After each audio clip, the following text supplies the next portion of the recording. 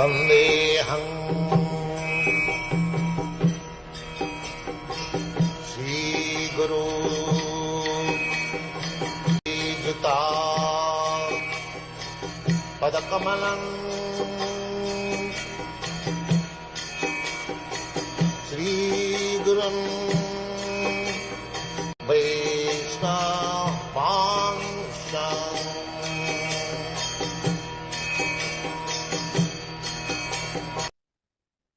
Hare Krishna everyone, welcome back to the 71st episode of Paripraśna.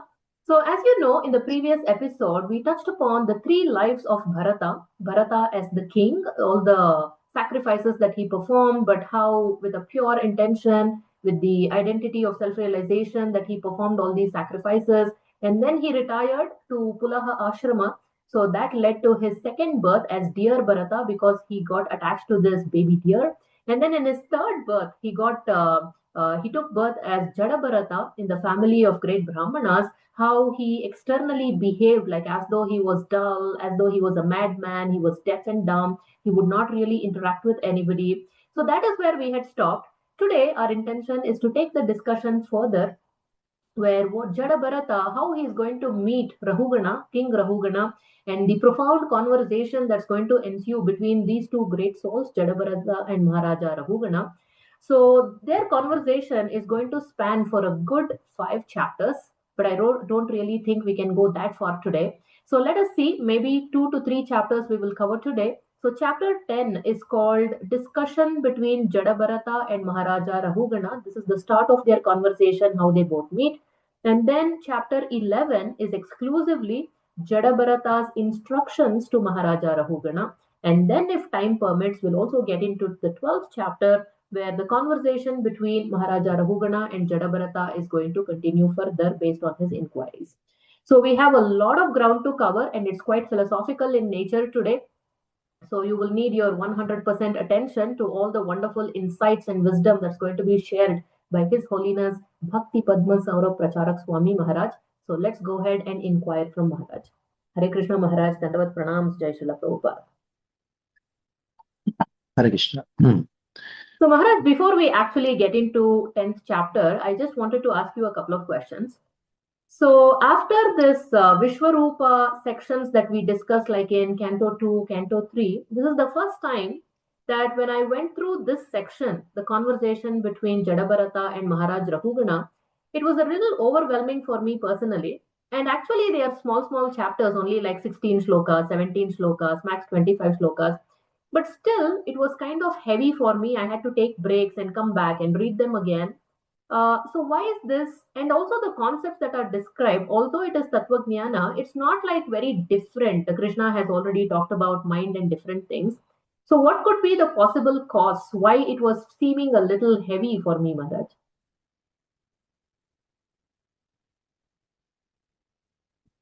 Tattva Jnana is quite heavy for many of us because it is heavy. It is truth. Okay. Truth is always heavy, and it is not the number of the shlokas. It is important. It's sort of the numerology in the sense that it's the number. So you cannot count the weight of the subject matter by the number of shlokas.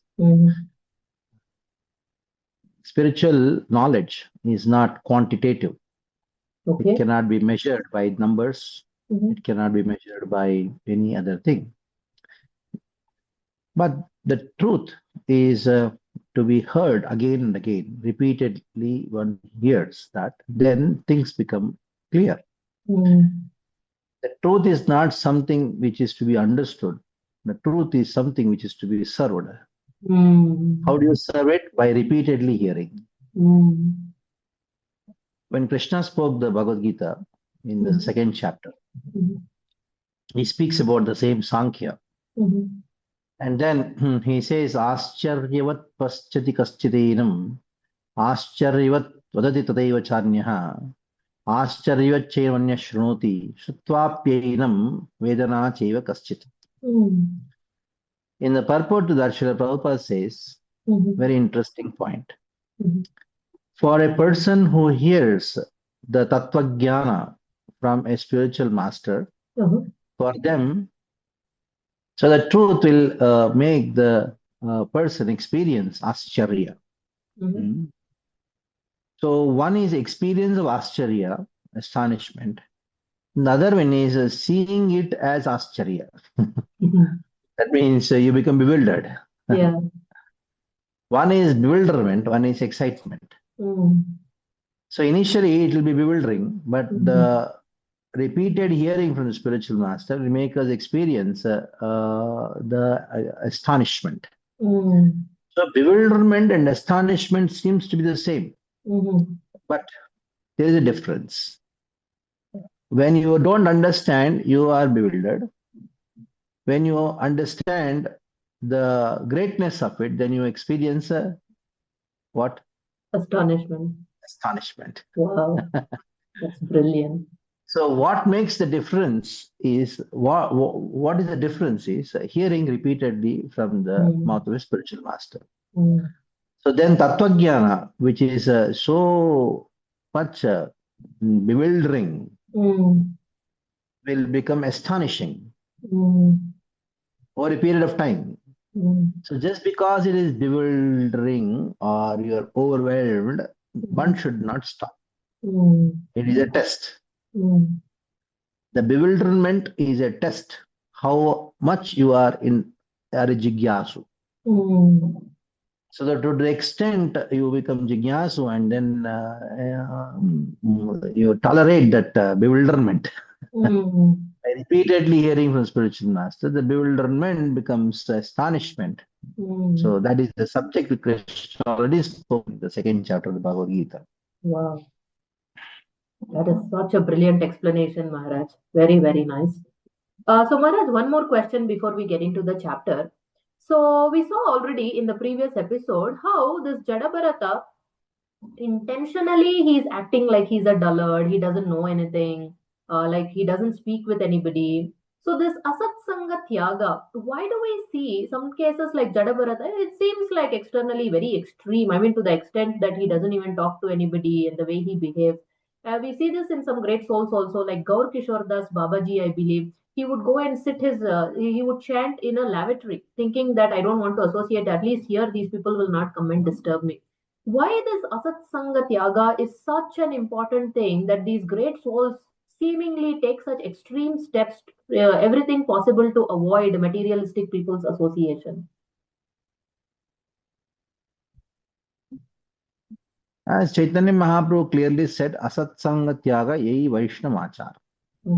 So every acharya, they show a particular aspect of a philosophy by practicing it themselves in an extreme way. Okay. So that one understands the importance of a particular subject.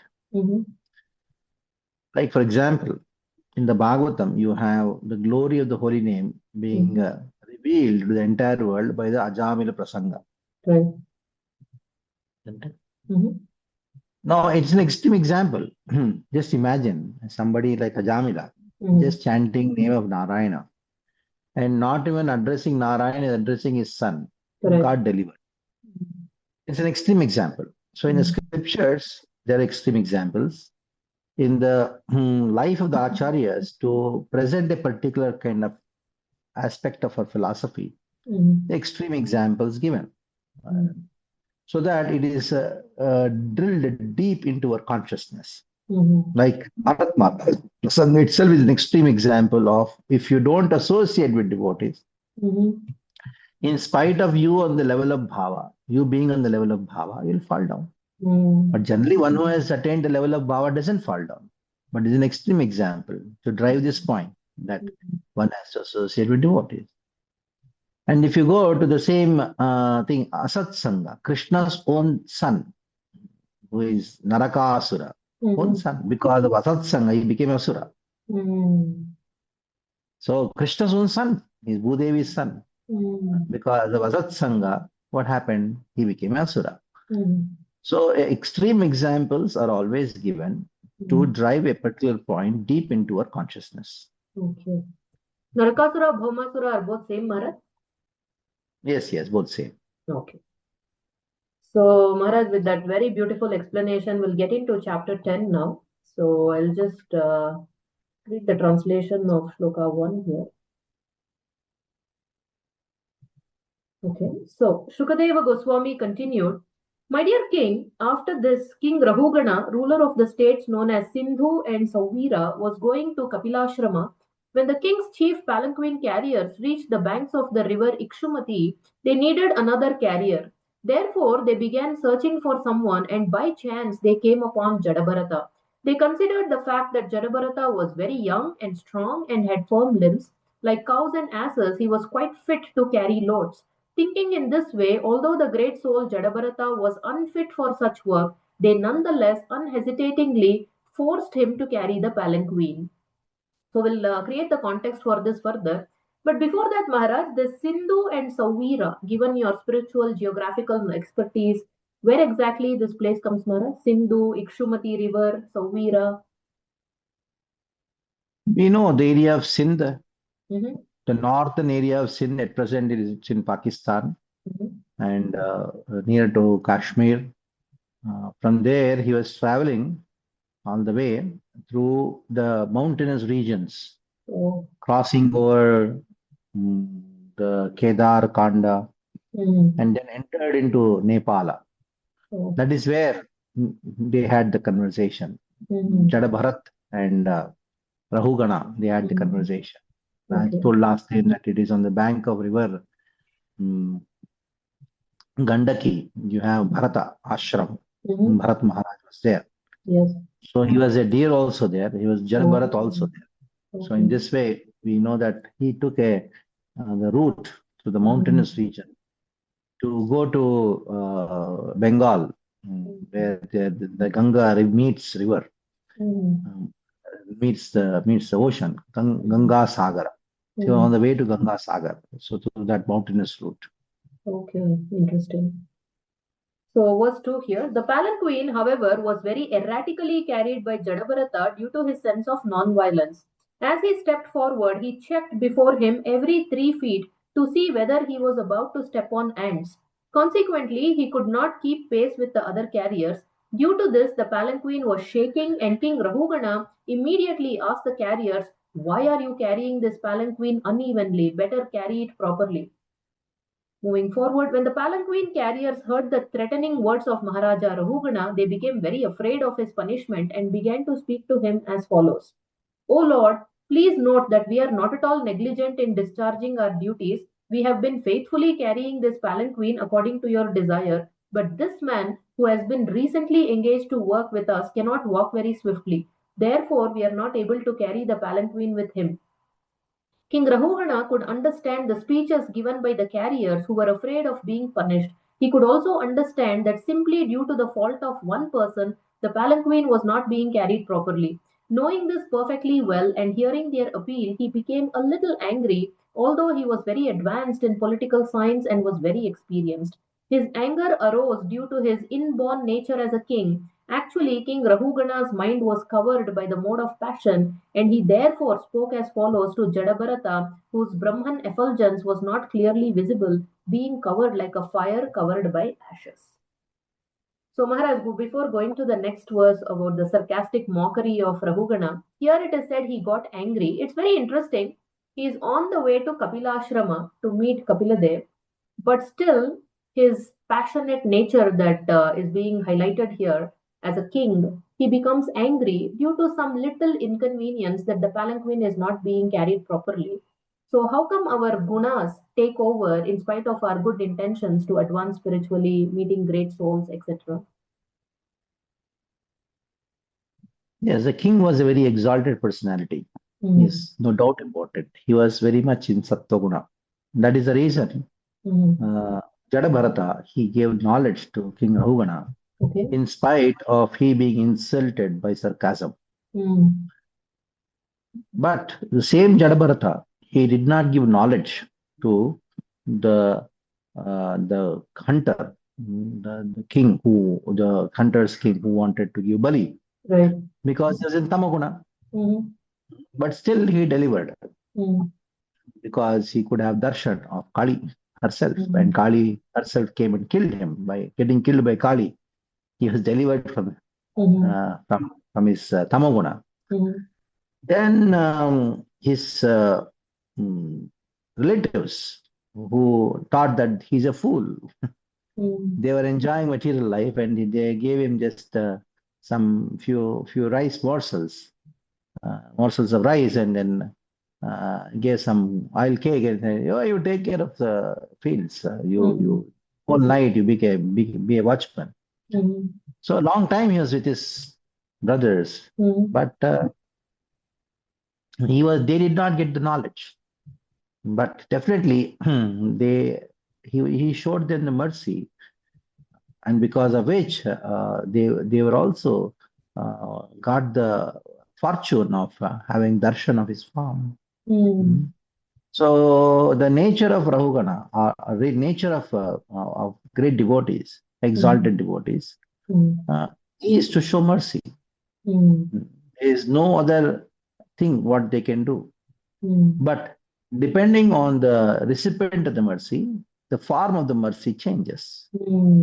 But here Rahugana was the king just because of having this title of the king. In spite of one being so exalted, sometimes the title overcomes your knowledge. So it is the nature of this world. At the same time, we need to get that spiritual knowledge from Jada Bharata. So who is the media by which, who can get the medium by which we get the knowledge? It was Rahugana. Krishna chose King Rahugana so that Bharata can reveal the transcendental knowledge to us through King Rahugana, because he was a fit person to receive the self-knowledge. Like Arjuna. Arjuna, he went into illusion. But Arjuna is not the ordinary soul. Arjuna is a Parshad of Krishna. So Krishna put Arjuna into illusion so that he'll inquire, and then we can get Bhagavad Gita. So in the same way, Krishna want to teach the entire world the teachings of Bharata, Jada Bharata, to all of us. So King Rahugana became the instrument in the hands of Krishna, so that Krishna can reveal the knowledge of which is in the heart of Jada Bharata to all of us. And also caution all of us that these titles, these upadhis are very dangerous. So we should be very careful. We have these upadhis. Upadhis means these titles, because it can cover. Of course, the covering of exalted personality, the covering of the modes of passion on the exalted personalities, is that like the covering of ash on fire, ash on coal, which is red inside, but outside the ash is there. So it is not very harmful, but at the same time, one should be careful. Okay, with that word of caution, I'm getting into the 6th verse now, translation. King Rahugana told Jada Bharata, "How troublesome this is, my dear brother. You certainly appear very fatigued because you have carried this palanquin alone without assistance for a long time and for a long distance. Besides that, due to your old age, you have become greatly troubled. My dear friend, I see that you are not very firm, not very strong and stout. Aren't your fellow carriers cooperating with you?" In this way, the king criticized Jada Bharata with sarcastic words. Yet, despite being criticized in this way, Jada Bharata had no bodily conception of the situation. He knew that he was not the body, for he had attained his spiritual identity. He was neither fat, lean, nor thin, nor had he anything to do with a lump of matter, a combination of the 5 gross and 3 subtle elements. He had nothing to do with the material body and its 2 hands and legs. In other words, he had completely realized his spiritual identity, Aham Brahmasmi. He was therefore unaffected by the sarcastic criticism from the king. Without saying anything, he continued carrying the palanquin as before. So Maharaj, quite a sharp, very layered sarcasm coming from Rahugana. He's addressing like though as though a nice way, my dear brother, my dear friend. But everything that he's telling is exact opposite of what is the condition characteristic of Jada Bharata. So if you can address this sarcasm, the use of sarcasm in communication or conversation, and also in the very next paragraph, it is said, Jadabharata is such a sthita prajna, like Krishna talks to Arjuna in Bhagavad Gita, that he is totally unaffected. It's like as though nothing happened. He simply continues to carry the palanquin. So if you can also highlight how Jadabharata is able to respond and have this kind of equanimity.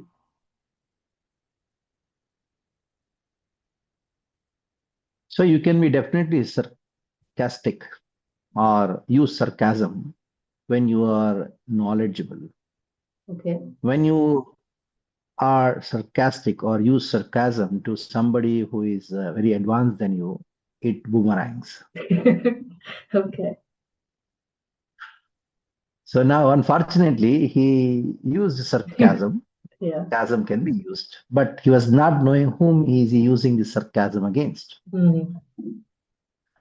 He using the sarcasm to a very exalted personality Yes. who seemingly in ignorance or seemingly is ignorant, but he was more intelligent. Yes. He had the spiritual intelligence. To understand sarcasm, you require material intelligence, but to refute the sarcasm, you need to have a spiritual intelligence. Wow. Like Srila Prabhupada, when somebody asked, Swamiji, why do you have shaved head? It was a sarcasm. So to understand a sarcasm, you need to be materially intelligent in the sense that you should understand it is a sarcasm. Some fool will say, okay, we have shaved it because it's our uniform, if we want to clean. Actually, this is a fool. He did not understand that she was sarcastic or he was sarcastic in this talk. And if you understand the sarcasm, then you feel bad about it. Why did you talk like that? And you become angry about it. Yeah. But if you really have spiritual intelligence, you can refute the sarcasm with another sarcasm. Brilliant. And what Srila Prabhupada said that, okay, now why do you have bare legs? Yes. That's another sarcasm. Yes. To drive a point that then she became very sober. Then Srila Prabhupada said that it doesn't matter whether you have a shaved head, bare legs. What matters is you should have a cool head and warm legs.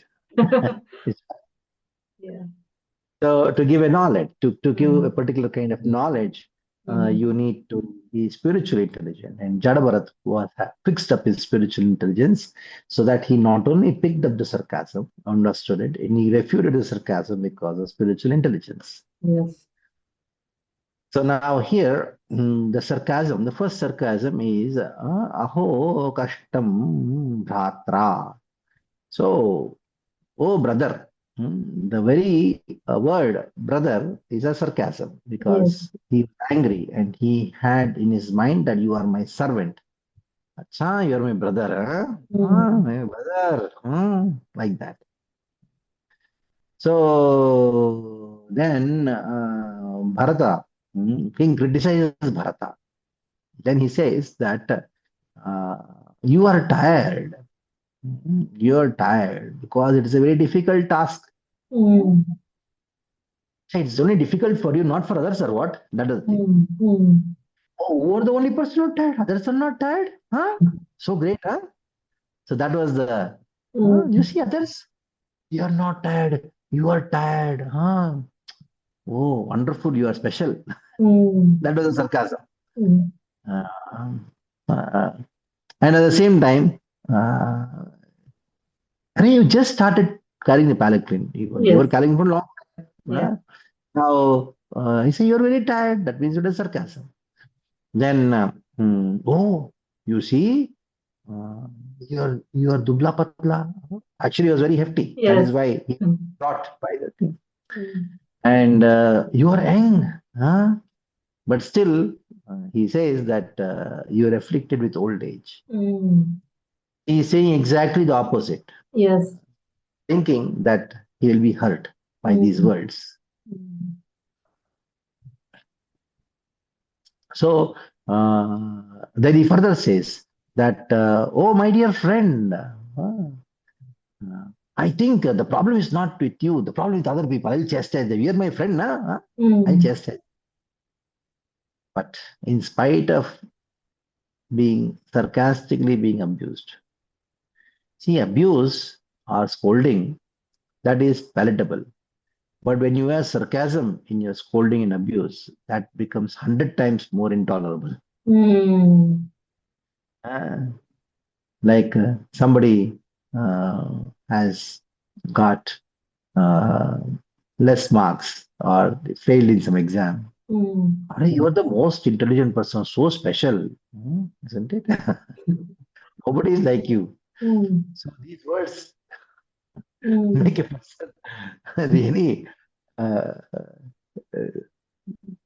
really angry Mm. because of sarcasm. So sarcasm is adding uh, insult to injury, Yeah. like salt onto injury. Then something like that Mm. is there. Mm. So, but still, Jad Bharata Mm. was so much fixed up in a spiritual life. बहु विप्रब्धो अपि अविद्यया रचितद्रव्यगुणकर्माशयः स्वचरणकलेवरे. So he was situated in Brahma Bhuta. Mm. He had no idea of aham mameti, andhaya ropita mitya. So he had no concept of I and mine. Mm. And ultimately, in one sense, Brahma Bhuta Tushtim, Bharat Maharaj's body was filled, was made of actually spiritual. Mm. Yes, only the material body is only external. Mm. He had attained spiritual realization. So he was not at all disturbed. Mm. So Srila Vishwanath Acharya Thakur clearly explains that the words of Rahugana were actually uh, not hurting to Bharat Maharaj, but actually they were glorifying Bharat Maharaj, not Mm. Bharat Maharaj, Jada Bharat here, Mm. glorifying because this shows Jada Bharat was having a spiritual body. Mm. Avidyayarchita dravya guna karmashaya swacharana kalevara means in his eternal body, which he had attained in the previous life itself. It was not made up, this body was not made up of material elements, Mm. material self. So he had a body which was very exalted. Mm. Charame kalevare means topmost body, that is a spiritual body. Mm. So this shows that he had no prarabdha karmas. Okay. So that's the reason he was able to tolerate. Only a self-realized soul can tolerate insults, especially insults with sarcasm. Mm. Can only be tolerated by a self-realized soul. Otherwise, it is Mm. not possible. Mm. Even though we tolerate in externally, internally, he'll be disturbed. A person like Jada Bharata, Yeah. in spite of being insulted like this by sarcasm, he was externally also undisturbed, internally also undisturbed. The proof is that the spiritual knowledge which he's going to speak. Mm. One may not react because of tolerance. Correct. But if you ask in that condition to give a Bhagavatam class, Mm. then you'll understand that he is internally disturbed or undisturbed. Mm. Mm. Fantastic, Maharaj. So now Rahugana is going to get even more angry because Jadabharata continues to carry the palanquin, but again he is wibbly wobbly here, there. So thereafter, when the king saw that his palanquin was still being shaken by the carriers, he became very angry and said, "You rascal, what are you doing? Are you dead despite the life within your body? Do you not know that I am your master? You are disregarding me and are not carrying out my order. For this disobedience, I shall now punish you just as Yamaraja, the superintendent of death, punishes sinful people. I shall give you proper treatment so that you will come to your senses and do the correct thing." Maharaj is taking it to another level. He's talking about Yamaraj and all now that he's going to punish him also. He's threatening him. When the sarcasm doesn't work, it boomerangs. Hmm. So here, he thought Jadabharat will be disturbed and then he will speak out in angry mood and then he punish. But Jadabharat did not even bother. Hmm. Like dogs are barking and you go ahead. Hmm. So Jadabharat's reaction made Rahugana feel himself like a dog Hmm. in Hmm. front of an elephant. Hmm. Then he became very agitated and started barking more. Hmm. So these are the barks of Raja Rahugana by Hmm. saying that. ah, he said that you are a mudha, you are a fool. Hmm.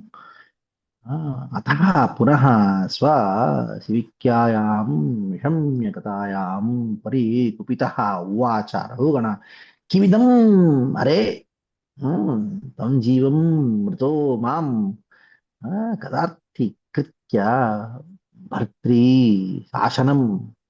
So you are a fool, Bhartri Shashanam. You are not listening to the words spoken by your master. Hmm. If you don't listen to me, you are disregarding my words. You're not taking heed to my words. So now, just like Yamaraj punishes people in general, I am going to punish you. Then you will come back to your senses. Hmm. So this king was thinking, I am the king and I am learned. Hmm. He started abusing whom? Abusing Bhagavat Priyaniketanam. He's a devotee who is Bhagavat Priya, who is dear to Lord, who is a devotee. Hmm. Yeah. I thought his sarcasm was sharp, but your explanations are even sharper. It's like whip lashes, dog, elephant, he's going to bark louder. Can't wait for Jadabharata to speak now. So in the eighth verse, it is said Jadabharata is going to speak. In fact, I was going to ask why at this stage he's speaking. Until now, even in front of Kali, he didn't speak with relatives, but you have already answered that, so I'll move forward.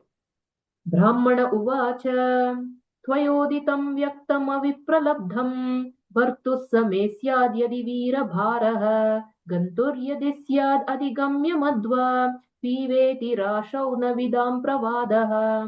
The great Brahmana Jadabharata said, My dear king and hero, whatever you have spoken sarcastically is certainly true.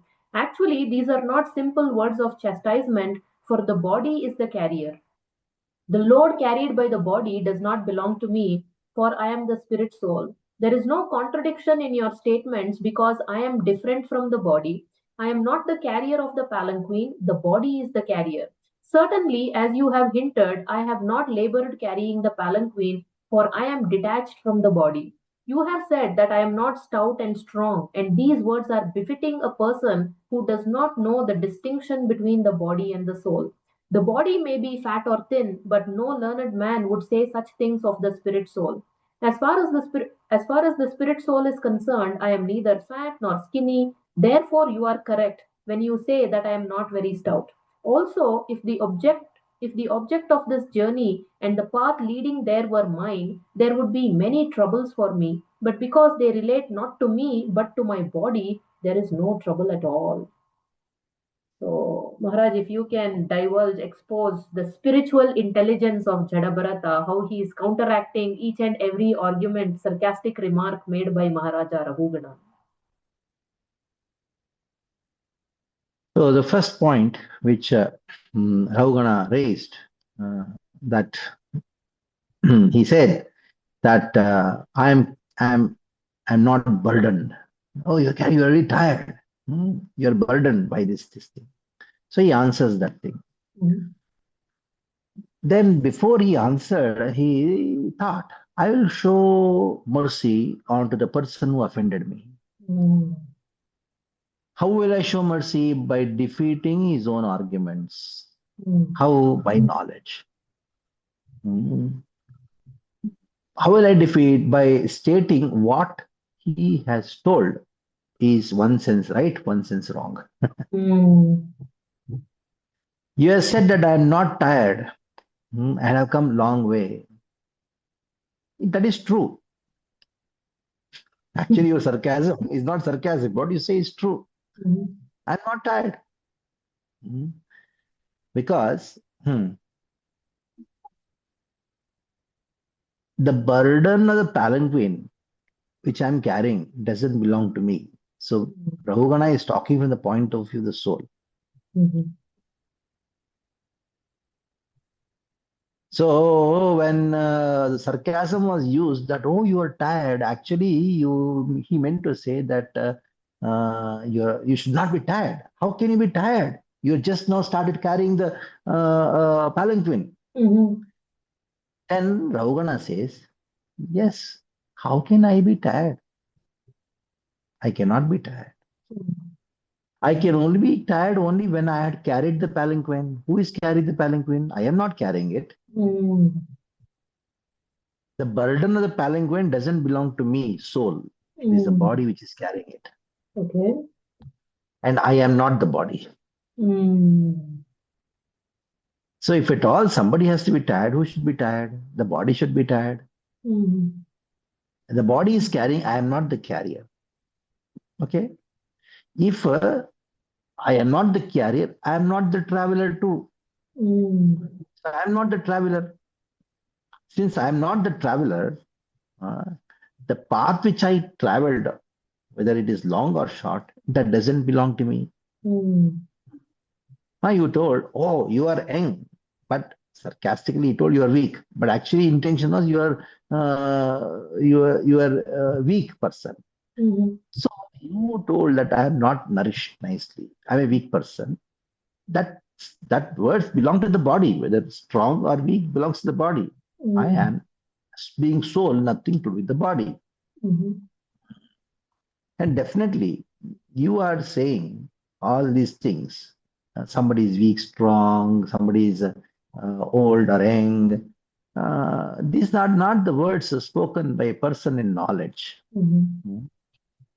If at all you want to say, yes, what you told is true, I am well nourished because of the knowledge which I have. The real nourishment of the soul is the knowledge. So in this way, he is using his own words in both ways. That is, accepting the words as true, accepting the words of Rahugana as sarcasm. He answers. Very nice. So the same, he's dismantling his bodily conception of life in the 10th verse also. Fatness, thinness, bodily and mental distress, thirst, hunger, fear, disagreement, desires for material happiness, old age, sleep, attachment for material possessions, anger, lamentation, illusion, and identification of the body with the self are all transformations of the material covering of the spirit soul. A person absorbed in the material bodily conception is affected by these things, but I am free from all bodily conceptions. Consequently, I am neither fat nor skinny nor anything else you have mentioned. So I'll go on to the next verse also, 11th one. My dear king, you have unnecessarily accused me of being dead though alive. In this regard, I can only say that this is the case everywhere because everything material has its beginning and end. As far as you are thinking that you are the king and master and are thus trying to order me, this is also incorrect because these positions are temporary. Today you are a king and I am your servant, but tomorrow the position may be changed and you may be my servant and I your master. These are temporary circumstances created by providence.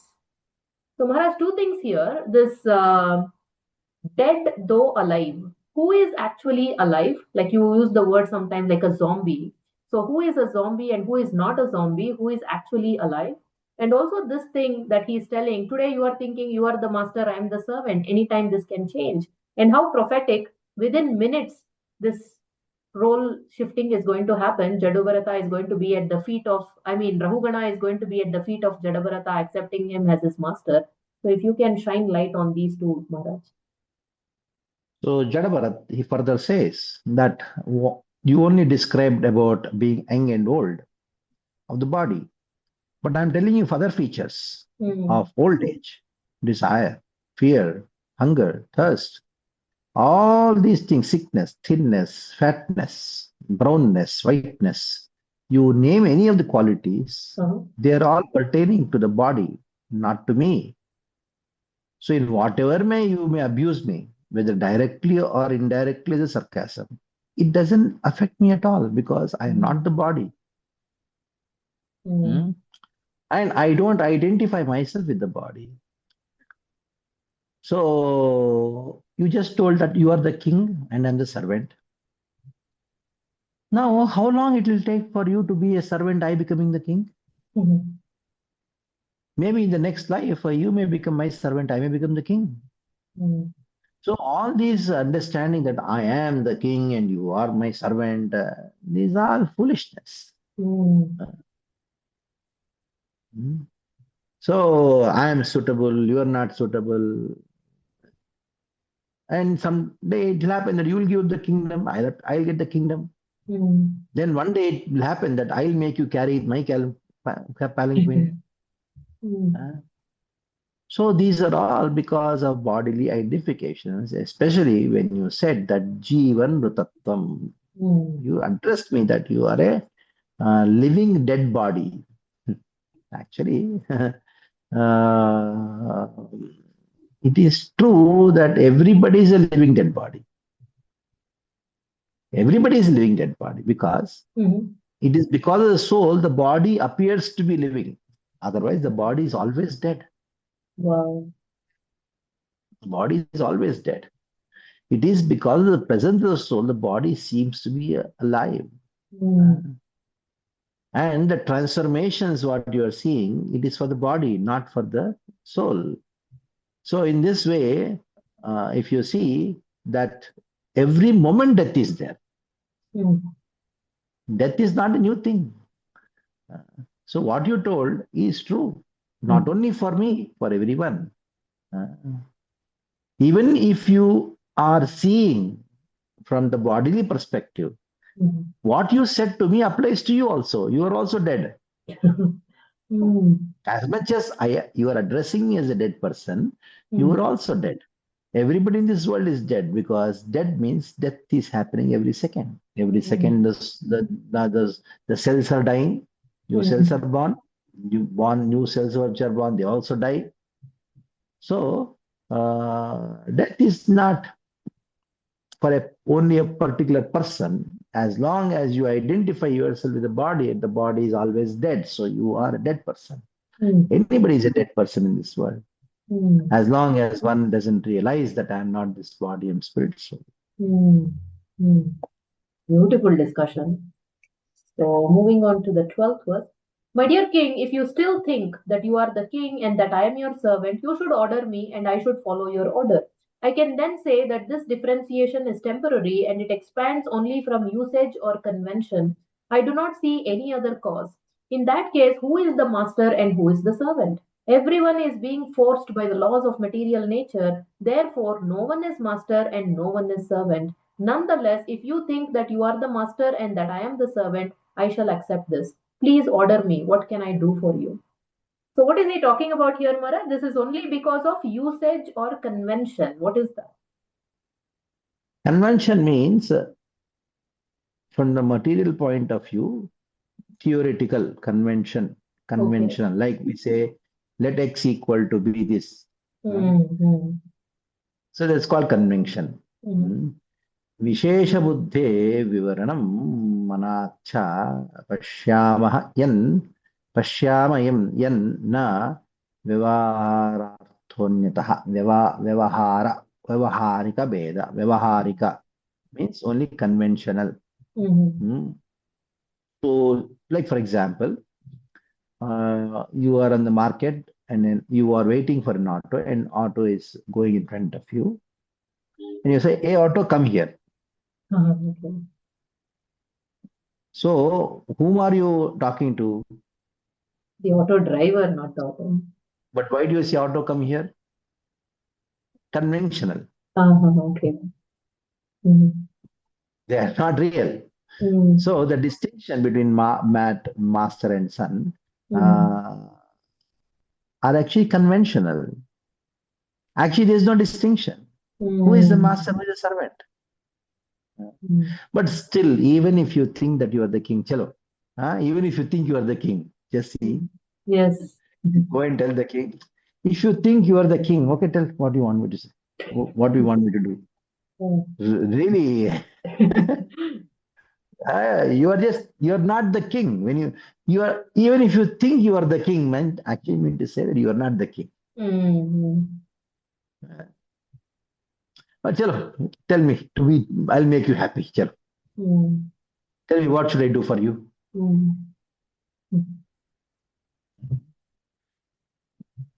Next. Okay. 13th verse. उन्मत्तमत्त जडवत् स्वसंस्थां गतस्य मे वीरचिकित्सितेन अर्थः कियान् भवता शिक्षितेन स्तब्धप्रमत्तस्य च पिष्टपेशः. My dear king, you have said, you rascal, you dull, crazy fellow, I am going to chastise you and then you will come to your senses. In this regard, let me say that although I live like a dull, deaf, and dumb man, I am actually a self realized person. What will you gain by punishing me? If your calculation is true and I am a madman, then your punishment will be like beating a dead horse. There will be no effect. When a madman is punished, he is not cured of his madness. So, Maharaj, this Pishta Peshaha, grinding the ground, what is he trying to convey here? Here, when he was addressed, like you're a mad person, you're a rascal, you're an idiot, I'll punish you. He said, there's no point in talking all these things to me because I'm a self-realized soul. For a self-realized soul, all these things are like dogs barking. He'll smile and go away.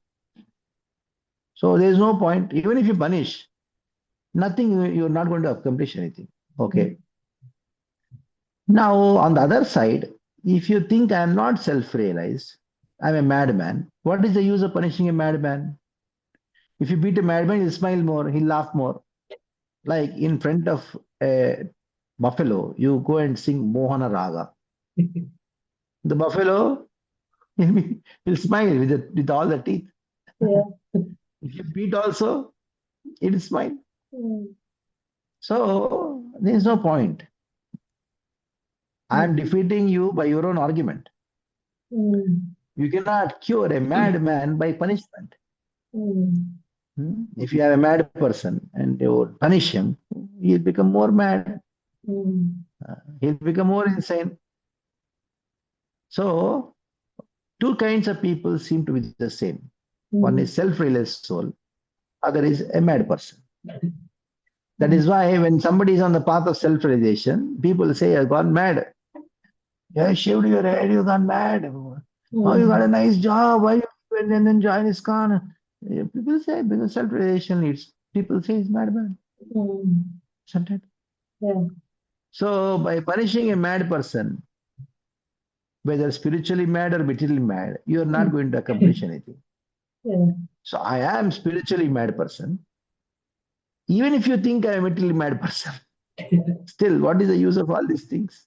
You're wasting your time and energy. Like it is like pounding. Just by pounding powder, you don't recreate a solid object. That it becomes more and more fine. So by punishing a madman, rather you'll not purify him. Rather, what happens? You'll make his madness more. Yeah. And for a spiritual person also, by punishing a spiritual person, his spiritual madness increases, like Haridas Thakur. Yeah. He was beaten in 22 marketplaces. But still his spiritual madness went on increasing. Yes. The whole world appreciated it. He prayed to them, "Oh God, please forgive them those who are beating, they don't know." Yeah. They begged, "If you don't die, we'll die. A king will kill us." "Okay, no problem. I'll act as if I'm dead. You throw him in Ganga." Yeah. Beautiful explanation. So we'll see what happens now. Shukadeva Goswami said, "O Maharaja Parikshit, when King Rahugana chastised the exalted devotee Jadabharata with harsh words, that peaceful, saintly person tolerated it all and replied properly. Nescience is due to the bodily conception, and Jadabharata was not affected by this false conception.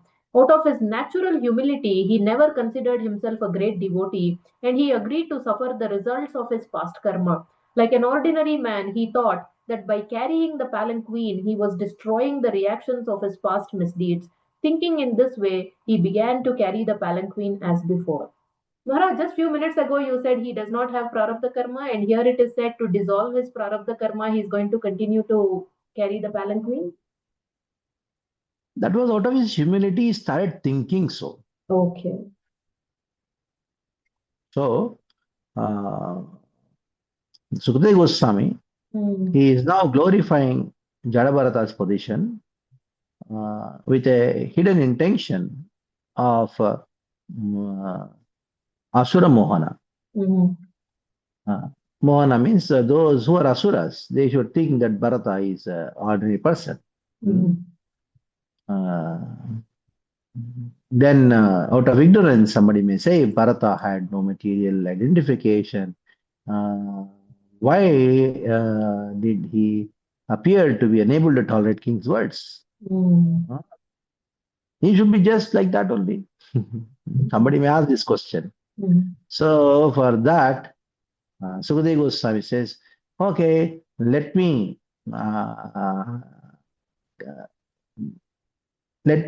undergo my own prarabdha karma. He's thinking so. But on the other hand, Bharata's intention was to destroy king's prarabdha karma. Yeah. That is the intention. So in this way, he went on carrying palanquin further, so that he wanted to further destroy the prarabdha karma of Rahugana. the king. Yeah. King Rahugana. And here at the same time to express anybody who is drowned in love for Krishna, it is natural that he is very humble. Out of humility, he thought, let me dissolve my prarabdha karmas by continuing by carrying my palanquin. That's the. Okay. So getting to 15th verse now. Shukadeva Goswami continued, O best of the Pandu dynasty, Maharaja Parikshit, the king of the Sindhu and Sauvira states, Maharaja Rahugana, had great faith in discussions of the absolute truth. Being thus qualified, he heard from Jadabharata that philosophical presentation which is approved by all scriptures on the mystic yoga process and which slackens the knot in the heart.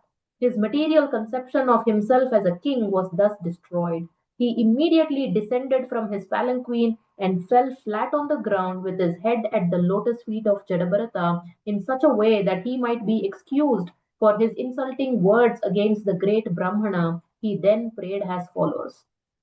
So it didn't take very long, Maharaj, from ego to surrender. He is now at the lotus feet of Jadabharata. So this Sharanagati. So he's an exalted soul, like you said, Rahugana. He could immediately understand that he's not an ordinary person. So if you can talk about this a little bit. The example which is given, that was the red hot coal and ash covered over it. So how long it will take to bring that red hot coal back to its redness in the flame? Just a blow of air, that's enough. So here Rahugana was actually a self-realized soul. He's a very knowledgeable person. Because of that position that I am the king, his knowledge was covered, and it took only a couple of verses to blow off that ash on the consciousness of Rahugana. So immediately he surrendered, got down from the palanquin. He fell at the feet of Jadabharat. The king gave up his pride and started making forgiveness for his sarcastic remarks to Jadabharata. So Maharaj, Rahugana starts asking, please tell me who you are. In various ways he's asking, are you the Tatreya and the scholar and all these things. And in the 17th verse, Naham Vishanke Suraraja Vajran Natraksha Shula Nayamasya Dandat Nagyarka Somanila Vitta Pastraj Chanke Brisham Brahma Kulavamanat. My dear sir, I am not at all afraid of the thunderbolt of King Indra, nor am I afraid of the serpentine piercing trident of Lord Shiva. I do not care about the punishment of Yamaraja, the superintendent of death, nor am I afraid of fire, scorching sun, moon, wind, nor the weapons of Kuvera. Yet I am afraid of offending a Brahmana. I am very much afraid of this. So, what is the gravity of Vaishnava Aparadha Maharaj? He's telling, I'm not scared of Indra's thunderbolt, Shiva's trident, Yamaraja's danda, but I'm scared of Avamana to Brahmana.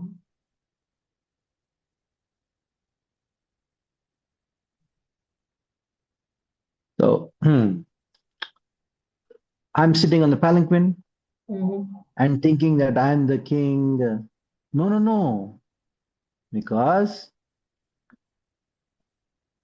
if I get down at the time, if Indra comes or somebody else comes and kill me, no problem. I'm afraid of the Brahma Kula Avamanat. I'm not afraid of anything. I'm not afraid of na tarkshashulan na yamasya dandat. So one should know that the greatest fear, if at all one should have, is to offend a devotee.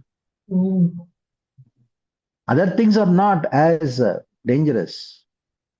The weapon of Kuvera, nor the fire, the moon, these things are not as dangerous as Brahma Kulavamanat. If I am attacked by the anger of Brahmana, then I'll be completely destroyed. If somebody comes to fight with me, I'll be rather happy. But I am afraid of the Brahmanas, offending the Brahmanas. Brahma Kula. Interesting. Brahmanas are very merciful. They don't even take offense. Like you said, a real Vaishnava is he or she who doesn't even take offense. But here they are so scared that Brahmana may retaliate. He is not going to retaliate. So what is the fear for? The material nature will not forgive. Okay. The Brahmanas, they what to speak of forgiving? They don't even consider it as an offense. Correct. But the dust of the lotus feet of Krishna doesn't forgive. The reactions have to come. In spite of the Brahmana, the devotee forgiving you, actually they don't even have to forgive because they can only forgive when they have taken it as an offense. So you offending the Brahmana is not because he became angry or he felt offended or you offended. No. It is because you did not respect them. What Brahmana felt, that is immaterial. Okay. What you have done, that is taken into account. So that's why we should be very careful about it. Yeah. Okay, I'm jumping to the 19th verse now. I consider your good self the most exalted master of mystic power. You know the spiritual science perfectly well. You are the most exalted of all learned sages, and you have descended for the benefit of all human society. You have come to give spiritual knowledge, and you are a direct representative of Kapila Deva, the incarnation of God, and the plenary portion of knowledge. I am therefore asking you, O spiritual master, what is the most secure shelter in this world? So he accepted him immediately as spiritual master, Maharaj? Yes, he accepted immediately as a spiritual master. Okay. And He then accepted Kapila Deva. yes. He thought, I am going to meet Kapila in Kapila Ashrama. Now I met him here itself. Yeah. He saw Jadabharat as Kapila in the form of Jadabharat. Very nice. So, is it not a fact that your good self is the direct representative of Kapila Deva, the incarnation of the Supreme Personality of Godhead? To examine people and see who is actually a human being and who is not, you have presented yourself to be a deaf and dumb person. Are you not moving this way upon the surface of the world? I am very attached to family life and worldly activities, and I am blind to spiritual knowledge. Nonetheless, I am now present before you and am seeking enlightenment from you. How can I advance in spiritual life? So, how beautiful Maharaj, not only he accepted him immediately as a spiritual master, but the next step, he is making the most of his association with his spiritual master. He is asking, please enlighten me, how can I advance in spiritual life? So, this is also an art, this is also intelligence to make the most or to get what we have to actually get from the spiritual master by asking the right questions, inquiring humbly, isn't it, Maharaj? Yes. Okay. So Maharaj, next in 21, 22 and 23rd, next three verses, Rahugana is going to ask some further inquiries. So I'll just quickly read and then allow you to elaborate on it. You have said, I am not fatigued from labor. Although the soul is different from the body, there is fatigue because of bodily labor, and it appears to be the fatigue of the soul. When you are carrying the palanquin, there is certainly labor for the soul. This is my conjecture. You have also said that the external behavior exhibited between the master and the servant is not factual. But although in the phenomenal world it is not factual, the products of the phenomenal world can actually affect things that is visible and experienced. As such, even though material activities are impermanent, they cannot be said to be untrue. Next shloka also I'll read. King Rahugana continued, my dear sir, you have said that designations like bodily fatness and thinness are not characteristics of the soul. That is incorrect because designations like pain and pleasure are certainly felt by the soul. You may put a pot of milk and rice within fire, and the milk and rice are automatically heated one after the other. Similarly, due to bodily pains and pleasures, the senses, the mind, and soul are affected. The soul cannot be completely detached from these conditioning. What is he asking here, Maharaj? So when Jadabharat told, I am not carrying the palanquin, I am not tired. Yeah. Because I am soul within the body. So body is carrying the palanquin. So Kapila, thinking he is Kapila, Jadabharat as Kapila, Rahugana thought, let me ask further questions. Okay. Because Jadabharat told, I am not tired. The king told, you become tired by carrying the load. Whenever somebody carries the load, you become tired. The doer becomes tired. When I fight, I become tired. Nobody can say these are all false. Because I have experience of this tiredness. This is practical. Let's be practical. Yeah. When you feel hungry, you say, I'm hungry. You cannot say, the body is hungry, I'm not hungry. Isn't it? Let's be practical. You spiritual people are very theoretical. Let's be practical.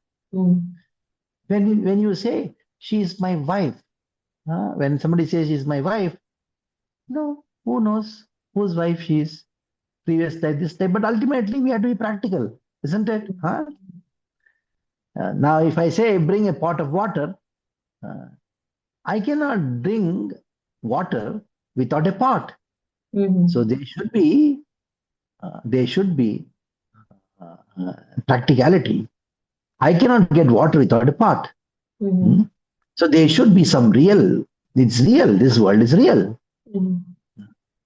If the world is unreal, there is no pot, no one to carry water, and how things are going to happen? Everything is illusion. So Jagat Mithya. How can you say that? There is reality in this world. And you cannot say that because you are carrying the palanquin, you are not the soul.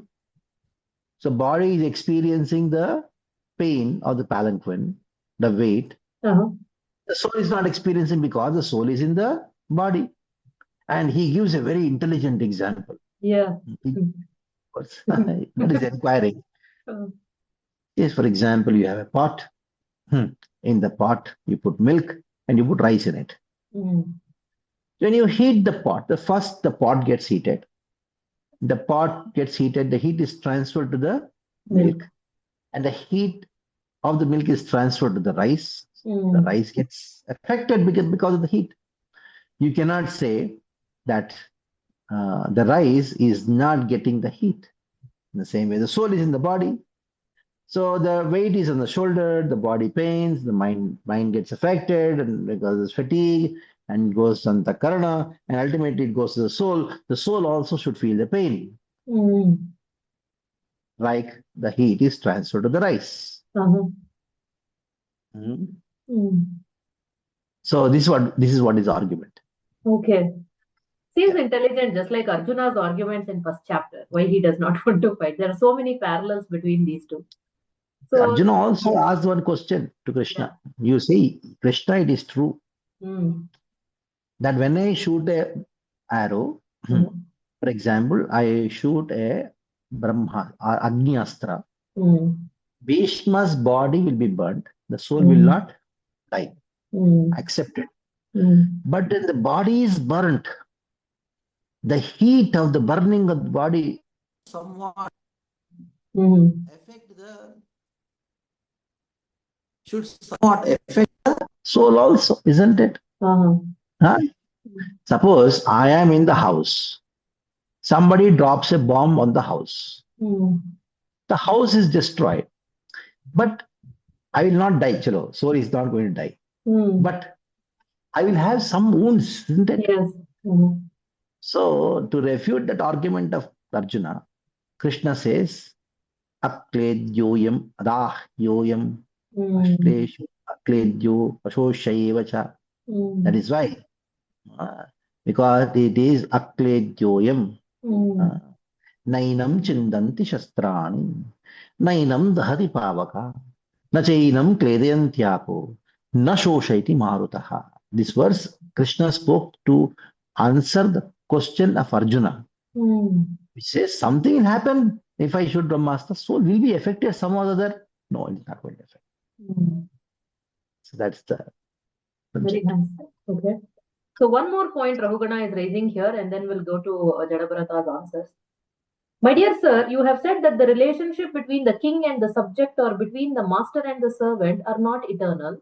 But although such relationships are temporary, when a person takes the position of a king, his duty is to rule the citizens and punish those who are disobedient to the laws.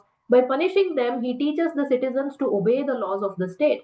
Again, you have said that punishing a person who is deaf and dumb is like chewing the chewed or grinding the pulp. That is to say, there is no benefit in it. However, if one is engaged in his own occupational duty as ordered by the Supreme Lord, his sinful activities are certainly diminished. Therefore, if one is engaged in his occupational duty by force, he benefits because he can vanquish all his sinful activities in that way. Jadabharat actually told that what is the use of punishment? Then he gives not. How can you say that? Okay, my being king is temporary. It is true. But as long as I'm the king, I'm supposed to rule. I'm supposed to punish. If I don't punish, then the sinful tendencies increase. And by punishing them, their sinful tendencies reduce. They get the piety, and I will perform my dharma. Then they will perform their dharma. By practicing dharma, Krishna is worshipped. The Lord is worshipped. So how can you just say, oh, being the president, and say, I'm not the president, I'm the Krishna Das, everything belongs to Krishna. So whatever anybody comes and steals from the temple, anyhow, everything belongs to Krishna. How can you be like that? You're the president, you need to find that person and do something. Ultimately, everybody is Krishna's Amsha. You cannot apply philosophy at practical level. Prabhu, you are not practical. You speak too much of philosophy. Yeah. Okay, so the last two verses of chapter 10, he is again asking, please forgive me for the insult. So I'm skipping that part and coming to the 11th chapter now. So you want to do the 11th? Yeah, 11, or we will take it up next episode, Maharaj? I think that's what it should be. Okay, Because sure, Maharaj. these two verses, you do the two verses, then 24 and 25. Yes, yes. And then because it's very tough to take up these subjects. Correct, correct. Yes, Maharaj. One. Yeah, yeah. So Maharaj, again 24th and 25th, he is again re-emphasizing how cautious one has to be in dealing with the Vaishnavas. So whatever you have spoken appears to me to be contradictory. Oh, best friend of the distressed, I have committed a great offense by insulting you. I was puffed up with false prestige due to possessing the body of a king. For this I have certainly become an offender. Therefore I pray that you kindly glance at me with your costless mercy. If you do so, I can be relieved from sinful activities brought about by insulting you. In the last shloka, O my dear Lord, you are the friend of the Supreme Personality of Godhead, who is the friend of all living entities. You are therefore equal to everyone, and you are free from the bodily conception. Although I have committed an offense by insulting you, I know that there is no loss or gain for you due to my insult. You are fixed in your determination, but I have committed an offense. Because of this, even though I may be as strong as Lord Shiva, I shall be vanquished without delay due to my offense at the lotus feet of a Vaishnava. So, Maharaj, if you can also please re-emphasize on this aspect of Vaishnava Aparad, how one has to be cautious. But Maharaj Rahugana, with great humility, he expresses that I'm confused. Yeah. Because your statements seem to be contradictory. And these contradictory statements have bewildered me. And that bewilderment is actually making me humble. So if you want to give knowledge, first bewilder the person. That's what Krishna did to Arjuna. Vyamishrena vakyena buddhim mohayasi. Mishrena vakyena, contradictory, tanme bhavan narade vimana madena tuchi kritya sattarasya kshikta maitri drisham arthabandhu yata tate swayam avadhyanam aha. So he says that your words are contradictory. Because you say that I did not carry the palanquin, I'm not tired. At the same time, there is experience of tiredness. You say that who is the king, who is the servant, but ultimately I'm the king. It's practical. So there's a contradiction in practical and theory. I just want to harmonize this practicality and theory and practicality. That's what Arjuna also had, this confusion. Yeah. They think philosophy is not practical, and something practical is better than theory. That is the whole proposition of the Karmamamsa philosophers. They say, tell something practical, Prabhu. What is the soul and all this, some Krishna Katha, and keep it all aside. And tell something practical. So once there was a Krishna Katha, nice Damodar Lila was going on. It's only this Radha Govind Das Goswami Maharaj gave a class in our temple. 1 hour Damodar Lila went on. Then after that, nice, wonderful pastime, was so nice. And then it was about the end the class. Generally doesn't take any questions. So one person was sitting in front of, in the front row there. He raised hands. Then Maharaj looked, what? So he told, Maharaj ji, oh, ये लीला में practical क्या है? महाराज told, 1 घंटा कृष्ण कथा का श्रवण किया, उससे बढ़कर प्रैक्टिकल क्या हो सकता है? Wow, बढ़िया जवाब, very nice. Wonderful answer. It's a contradiction. Yeah. They think I wasted my time hearing this Damodar, but yeah, something practical should be there. So by your affection, please glance, great affection. And I'm now completely intoxicated with pride. I thought, oh, what these foolish people come to know. And I thinking so that I offended you.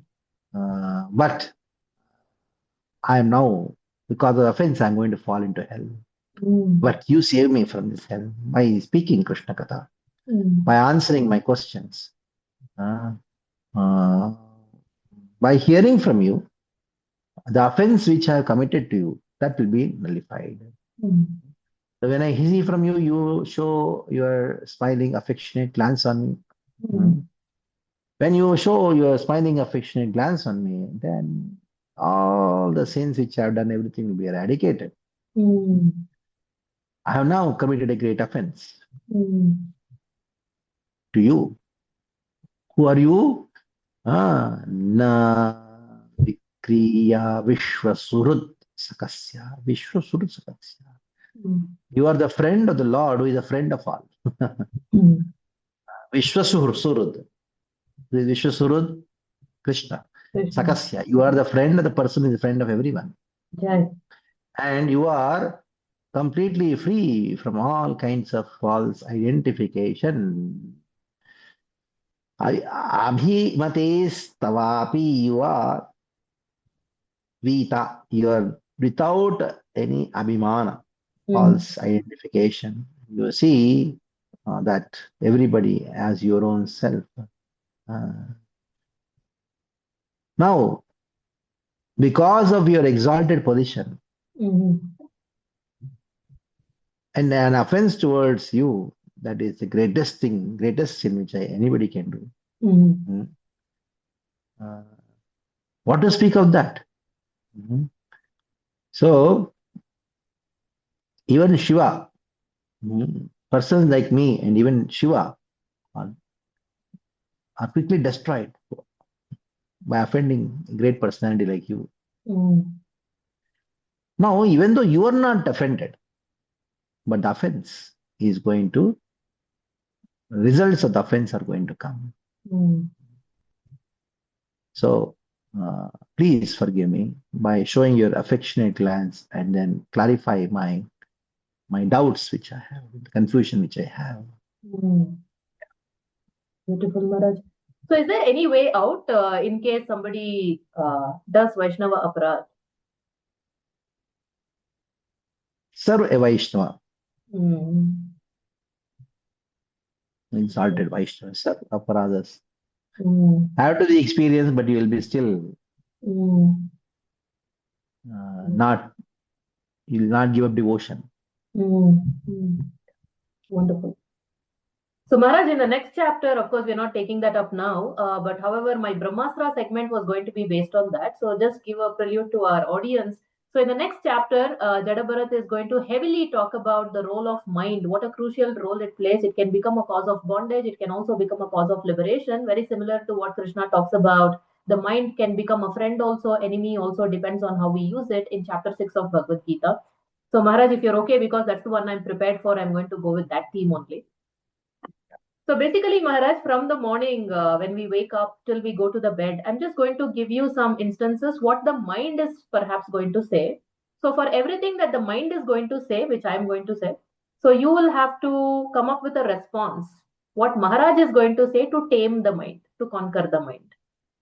So 4 o'clock, early morning, Brahma Muhurta time, the alarm clock goes off and the mind says, sleep another 5 minutes. Anyway, you went to sleep late. And you can't chant attentively if you don't have enough rest. So sleep another 5 minutes. How will you tame the mind? So it's real Brahmastra, the biggest of the Brahmastras.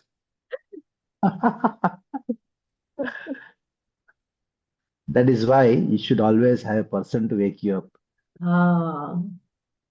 If you are just having alarm, you can tell the alarm will not tell anything to you. Correct.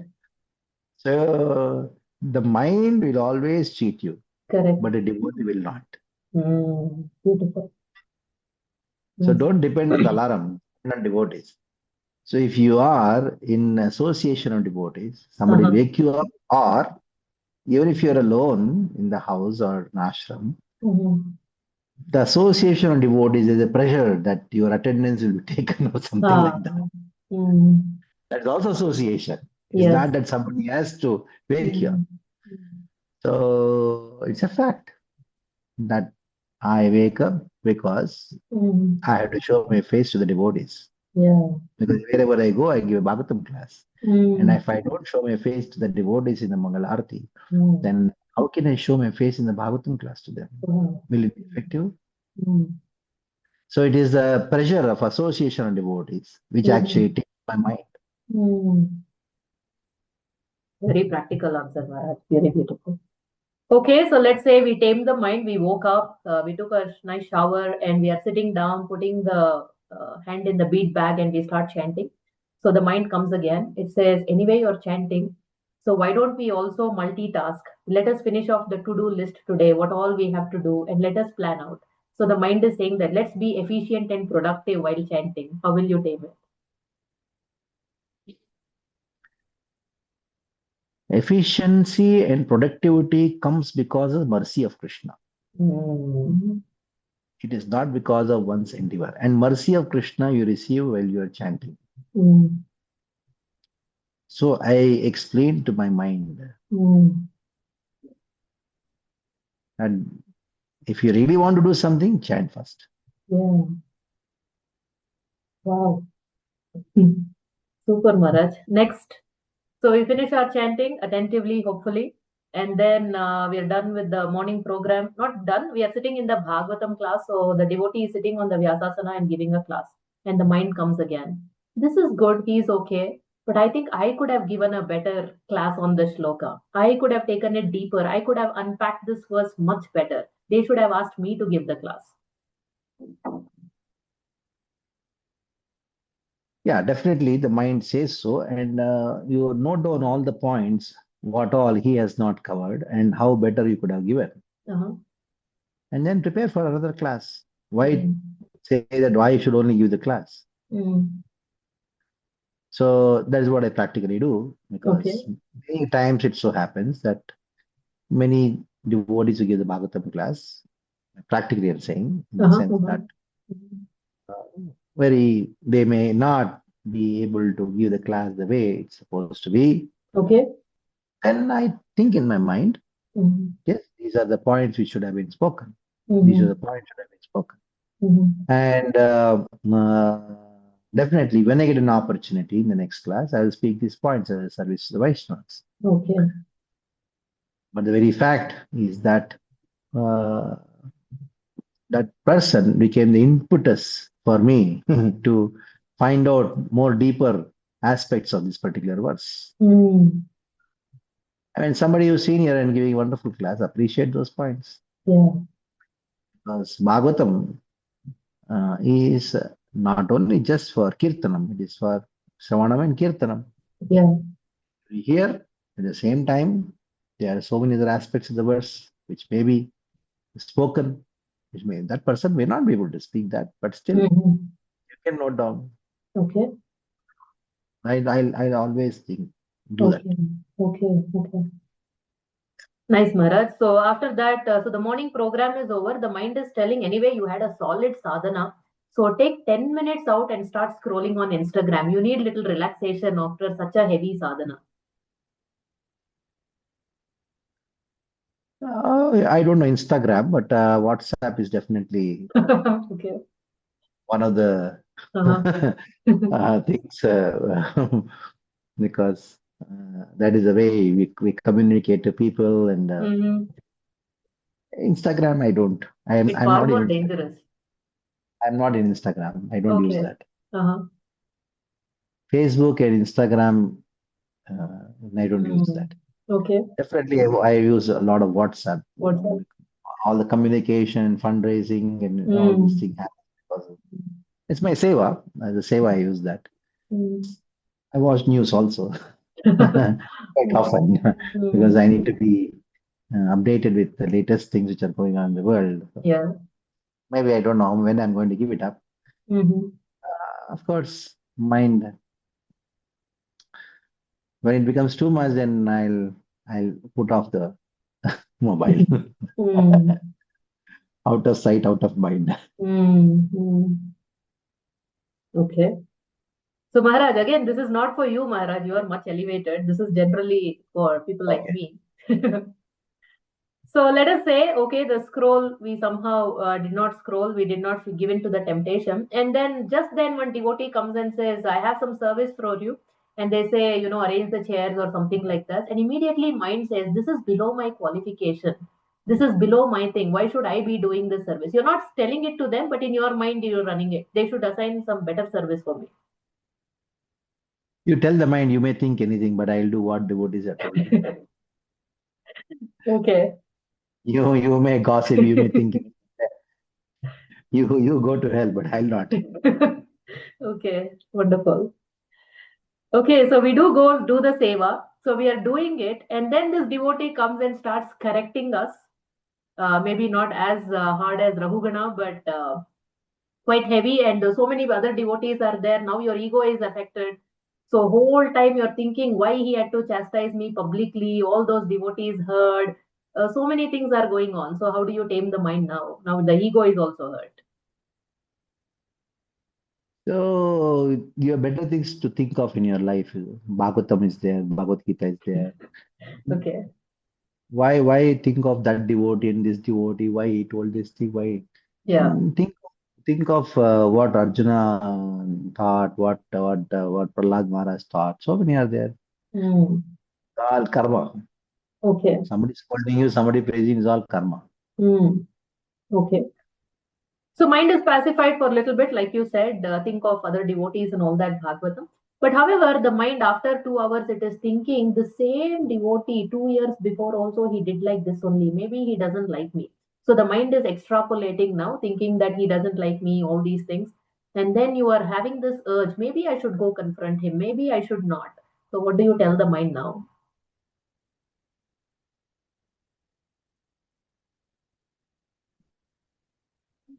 See, the whole problem is the mind itself. Huh. Why talk to the mind so much? You are telling don't talk to the mind only, okay? Yeah. Why waste our time talking to the mind? Huh. There's so many devotees to talk to, so many verses in the Bhagavatam to talk to. Mhm. And let the mind do what it wants to do. Like Okay. as I told, go to hell. Mm. Okay. So finally, Maharaj, so you have quieted the mind, don't listen to the mind. The mind says, let him come and apologize. I will not. All these things, drama is going on inside.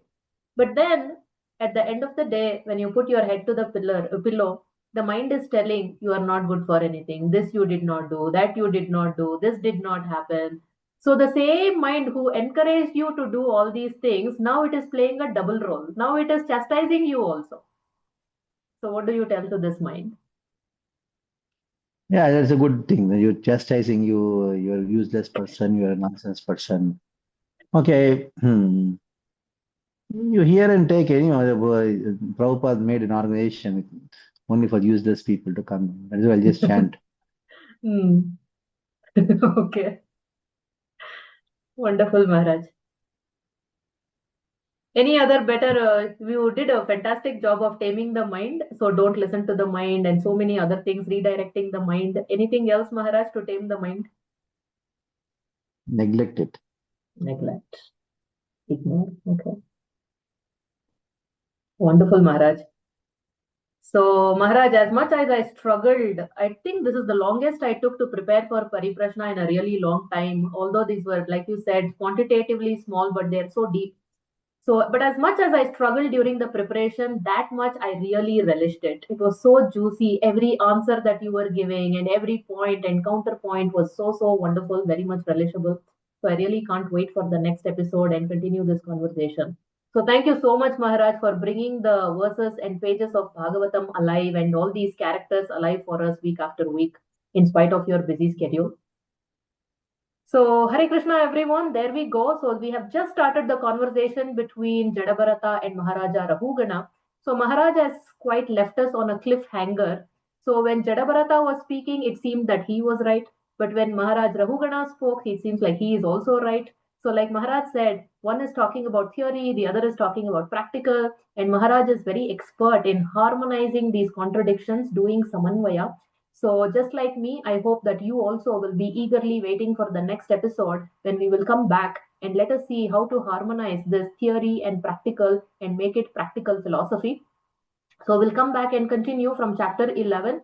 So, until then, don't go anywhere. Continue to catch up with all the episodes of Pariprashna and all the episodes of the debate as well, harmonizing contradictions on various topics. So, we'll see you next Saturday. Until then, as always, stay inquisitive and stay Krishna conscious. Hare Krishna. Hare Krishna Maharaj. Hare Krishna. Hare Krishna Maharaj.